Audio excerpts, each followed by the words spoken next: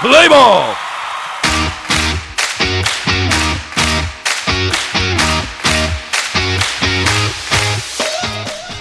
Welcome to It's Official, a podcast by officials for officials, coaches, parents, and athletes to better understand the official's role in sports. Brought to you by Smitty Sportswear, for more than 25 years being the place to go for officials gear and custom printing. Smitty Sportswear. This week's podcast, I call it like I see it. And here are your hosts, three sport officials, Len Adolph and Jim Schultz. Hey everybody, it's Friday morning, June 16th. My name is Len Adolph. I am a three-sport official with the NJSIAA, New Jersey State Interscholastic Athletic Association, wrestling, volleyball, and I also do baseball with the United States Amateur Baseball League. You'll be also meeting my partner, Jimmy Schultz, who will talk about his credentials. We are happy to be here. This is going to be a podcast by officials, for officials, parents, coaches, and athletes to help them better understand the relationship of umpiring and officiating and sports. We're going to meet Jimmy Schultz. We're going to be right back after this. Whether it's lacrosse, football, basketball, wrestling, soccer, or baseball, Smitty Sportswear has all the equipment every official needs to look professional and do their jobs on the field, on the court, and on the mat. Located in the Middletown area of Monmouth County, New Jersey, Smitty Sportswear has been for more than 25 years the place to go for officials gear.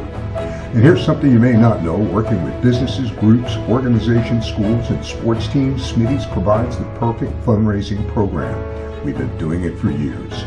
T-shirts, sweatshirts, jackets, pants, bags, totes, blankets, beanies, scarves and hats, and baseball caps. If you can imagine it, we can make it happen.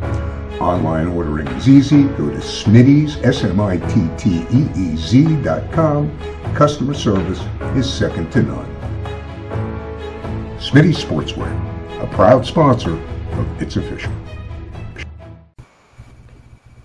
All right, everybody, we're back. I am proud to introduce someone who, in a relatively short period of time, has become a very close friend of mine, an incredible official, three sports, knows more about officiating than most people I know, Jimmy Schultz. Hey, buddy. How you doing, guys?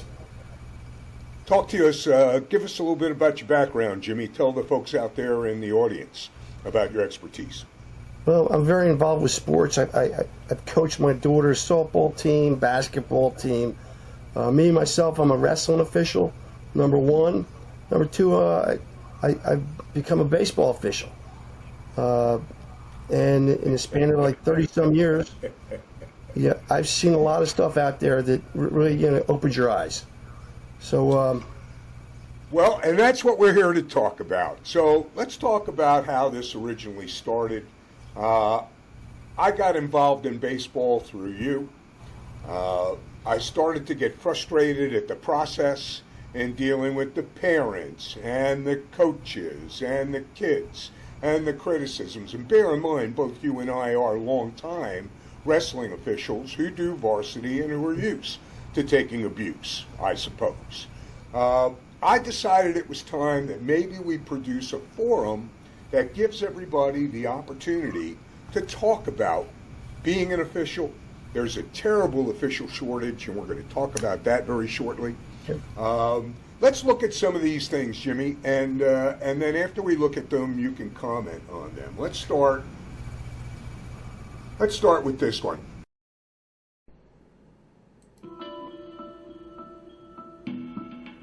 He's basically laughing because I told him you're being arrested. Because I'm being arrested for defending my kid.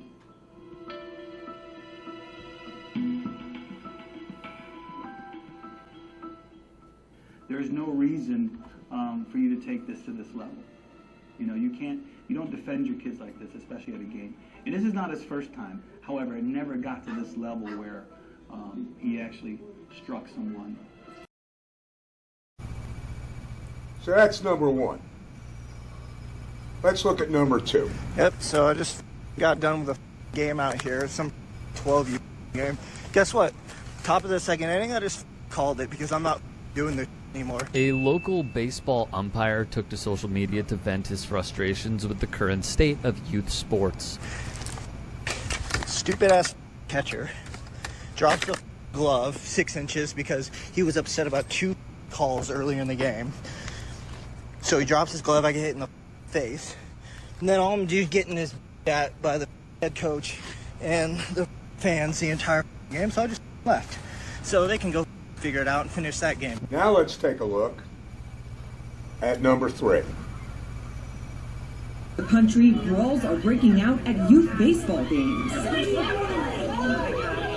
A coach coming after an umpire at a Little League game in Alabama. He already heard you. I'm going to forfeit the team. Parents aggressively yelling at an umpire in Texas. I can't understand what could get someone so upset at a children's baseball game. I'm with you. I don't understand it either. There's an expectation that, every game is do or die for their kids' future in this sport.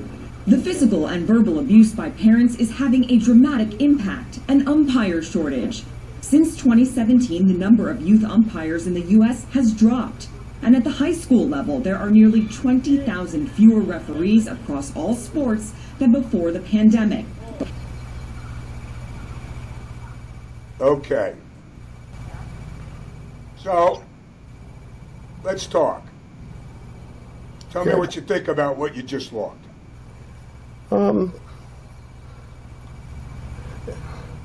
I think as a parent, sometimes you put a lot of pressure on the kids, and you put a lot of pressure on everything. It's like this game means more to you than the kids. So unfortunately, that's the way parents in this high-stress society act. The big thing I see is how do you de-escalate things when they happen. Well, let's talk about that. You're a long-time official. You've had experience. You know how to handle people. What's the difference in how you may have handled it versus the way it was handled in some of the videos that we looked at?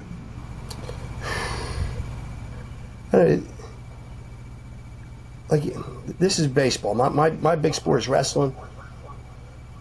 Baseball is a different animal.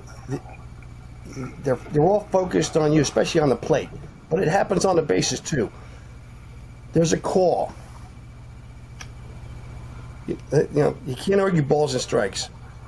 Now, when you're doing these youth guys, the one kid comes up, he's 4'2". Then his comes up, he's almost 6 feet, and he's 12 years old. Right. So the strike zone completely changes. And to become an experienced umpire, you got to learn to adjust that all the time. And then they can't throw it. So the ball comes in and it's outside. Now you don't want to stay here all day. You change the strike zone a little bit because these kids can't pitch. And now these parents are looking at the strike zone, and it's like it's outside, it's inside, and all you want is the kids to play the game. And unfortunately, the parents and coaches are just focused on the exact strike zone, which will never happen in a 10U or 8U. I don't even know why they have umps for that. But anyway, how do you de-escalate that? Well, let's talk a little bit about what you would do in wrestling, because I think that that's relevant. When we have a wrestling match on the varsity level, we get to go into each locker room, and we get to talk to both the coaches and the athletes, and we get to tell them what the expectation is supposed to be, how we're going to officiate the match, so that there's no misunderstanding. Now, that doesn't stop a wrestling coach from being aggressive and, over-verbal. But it certainly helps your case because you've laid out the ground rules up front. And I have tried to incorporate that actually in my baseball umpiring. So talk a little bit about that and maybe the ability to transition from what you might do in one sport to another sport. Well, number one, I see sportsmanship. Number two, safety. And number three, the application of the rules. Now, as a good umpire or wrestling official, you got to know the rules, and they are constantly changing year after year. And sometimes you have, in certain situations, they want to change the rules. Like in summer tournaments, a lot of times we do the old overtime, 1 minute and 30 seconds as opposed. So the rules change, and plus, over the summer, the NFHS has changes in the rules that apply to the next year. So what rules are you going to go by? So knowing the rules is very important to be a good official, umpire, and you're constantly learning. So everybody's human. What happened? So the thing is, you talk to the coaches, you talk to the players, wrestlers. You want, good sportsmanship. You let them know that, wrestling is a physical sport, but you don't go over the line where it becomes more than wrestling. Number 2 is safety. If you see something, it's a dangerous situation, and this goes to baseball too. Like those coaches, they're walking down the first base line, and they're not even looking at the pitch. So you got to stop the game and make sure it's safety. So enforce safety. If you do that as an official, they will respect you more. If you just let things go by, like, oh, geez, you enforce the safety. That's really easy to enforce. Coach, turn around. I'm not going to start the game until you see foul ball comes your way. I want you to see it. Like goes your wrestling. Moves. And, arms can't go, way behind your head. So if you see something it's potentially dangerous, here's the call, potentially dangerous, blow your whistle, stop it, and just let them know. Safety's 2. Sportsmanship. When you see unsportsmanlike actions, it's hard to deal with that while the game is going, because on a baseball, that's on a sideline. Wrestling could be on the mat, it could be off the mat, could be in the stands.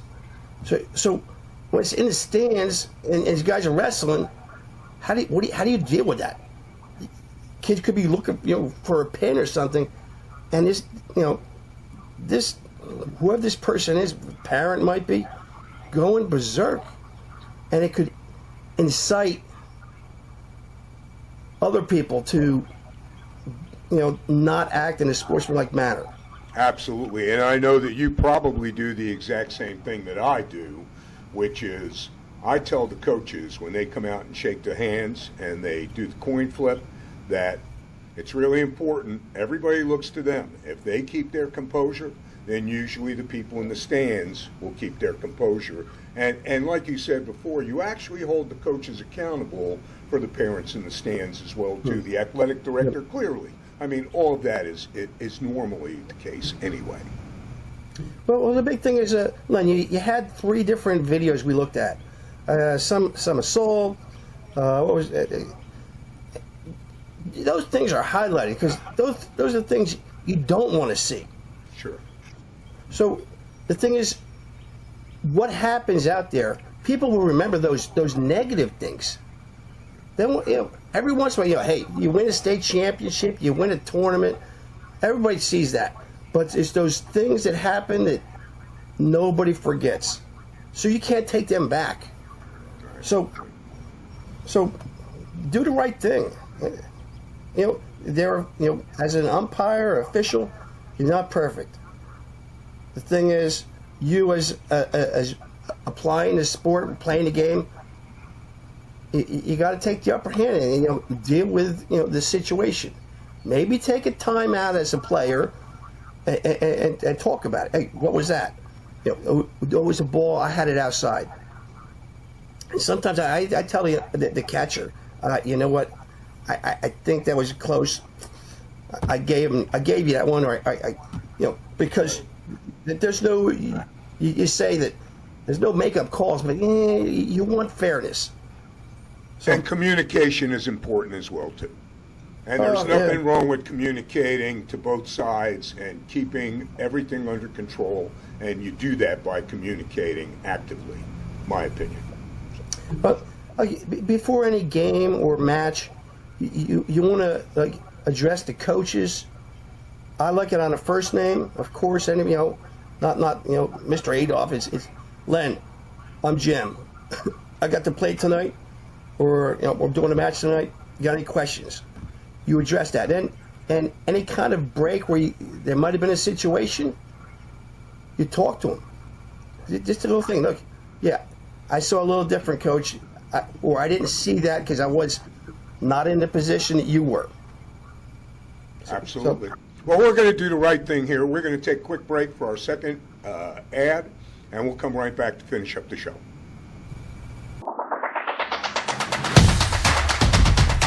The National Federation of State High School Associations has asked us to spread the word. Becoming a high school official is the easiest call you'll ever make. Officials protect the integrity of the games our kids love to play. You'll be a role model. It's a great way to stay in good physical condition. Hours are flexible. You'll earn extra income, and you'll expand your network of friends and have fun. For more information on becoming an official, go to nfhs.org. We're back with Jimmy Schultz, Len Adolf. It's official. Very first opening episode. Hopefully we've been some informative. Let's talk about the shortage, because that's the end result of everything that we're discussing. If we can't get athletes and people who are interested in sports out to contribute and be a part of this process, I mean, that's a big part of it. It's not a lot of money, but, you and I do it because we love it.